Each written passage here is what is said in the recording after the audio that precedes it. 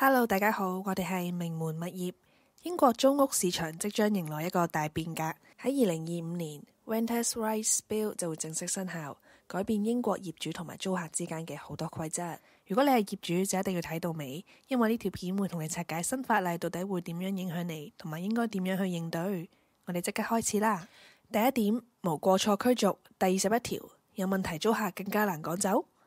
以前業主可以用 Section 21 No Fault Eviction Notice 無過錯驅逐，無需解釋理由就可以發出2個月通知請租客走人。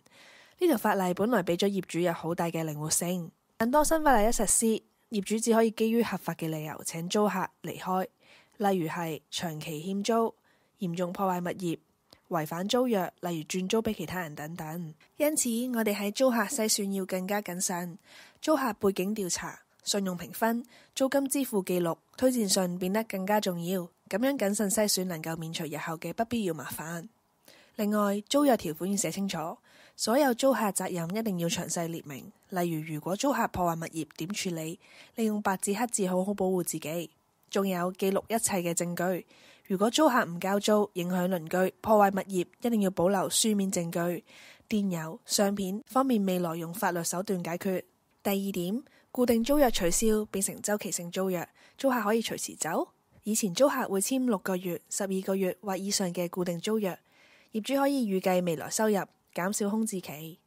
但新法例之後，所有租約都會變成周期性租約，即係租客可以隨時通知你2個月走人。對業主嚟講，可能會突然間失去租金收入，難以計劃財務，或者需要更頻繁咁樣揾新租客，增加管理成本。如果市場環境差，例如係淡季比較少人搬屋，單位可能會空置，影響收益。所以我哋要提升租客留低長住嘅機會，保持良好關係，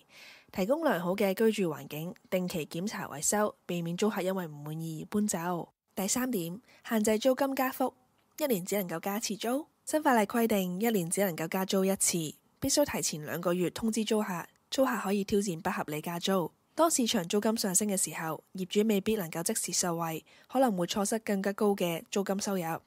當通脹影響大嘅時候，租金追唔上成本增加，例如係維修費、按揭利息。所以我哋建議業主設定一個合理嘅租金，避免初期設定過低嘅租金，令自己未來加租受限制。可以睇住市場價格，設定一個合理嘅水平。第4點 Awaab's Law， 業主需要更快維修，針對出租物業嘅安全同埋健康標準。Awaab's Law 由來，呢條法例改革係主要因為2020年有位2歲男童 Awaab Ishak 因為霉菌問題死亡而推動嘅。Awaab 當時佢住喺英國 Rochdale 一間 social house， 屋企嚴重發霉，但係業主長期冇處理問題，最終導致 Awaab 因為呼吸系統感染而死亡。呢件事係引起全國嘅關注，所以政府決定立法加強業主責任，確保物業安全。新法例會要求業主喺指定時間內維修好房屋問題，例如嚴重潮濕、發霉問題、供暖設備損壞或者其他嘅健康安全問題。而業主或者房屋 agent 係唔可以無視租客投訴，否則可能會面臨罰則，以確保租客住嘅地方係符合基本健康標準。因此，業主們要定期檢查物業，主動做物業維護工程，減少租客投訴風險，建立維修後備計劃，預先揾好相熟嘅水電工、裝修師傅，一出問題即刻處理。預留維修預算，可以準備一筆緊急維修基金，以應對突發問題。第5點，私人租賃市場業主登記制度，所有業主都要註冊。政府計劃建立一個全國性嘅業主資料庫 （Landlord Database），確保所有出租物業同埋業主都有正式登記，方便監管同埋執法。所有出租物業業主必須要註冊，無論係長租定係短租。物業資料要記錄，包括地址、擁有人、管理人等。法案包含條款，要求業主遵守特定標準，確保佢哋適合成為出租物業嘅業主。違規業主可能會面臨罰款，甚至係禁租。因此，業主們要確保自己物業有進行登記，一旦法例正式生效，就要主動登記物業，避免罰款。檢查自己有冇合規經營，物業要符合 Decent Homes Standard 良好居住標準，避免因為環境問題而被投訴。避免現金收租而唔報稅，因為政府監管會更加嚴。考慮物業管理公司，如果業主冇自己嘅時間處理合規問題，可以考慮揾專業嘅租務管理公司，例如我哋名門物業，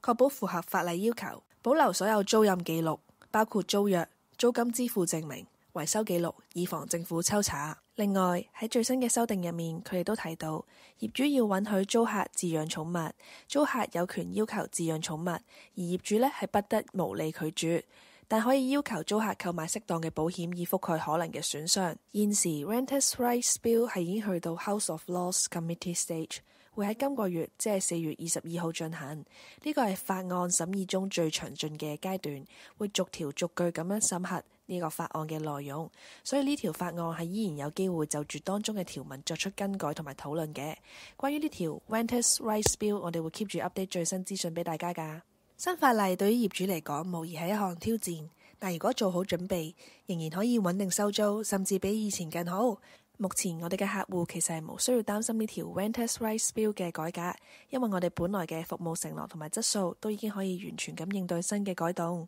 但我哋依然會就住即將實施嘅呢條新法例去提升服務質素俾大家。無論係喺租客篩選嘅 credit check，去到房屋裝修同埋管理房屋嘅所有事務，只要租客遇上問題，一個電話或者 message， 我哋嘅同事就會馬上回覆並安排處理跟進。仲有相熟嘅律師同埋裝修夥伴，可以俾到好多專業意見俾大家。如果你覺得呢條片有用，就記得要 subscribe 同埋俾個 like 我哋啊！仲可以留言講下你對新法例嘅睇法。如果你喺英國有關於任何買賣出租、房屋管理同埋裝修嘅問題，都不妨聯絡我哋啦。我哋下次再見，拜拜。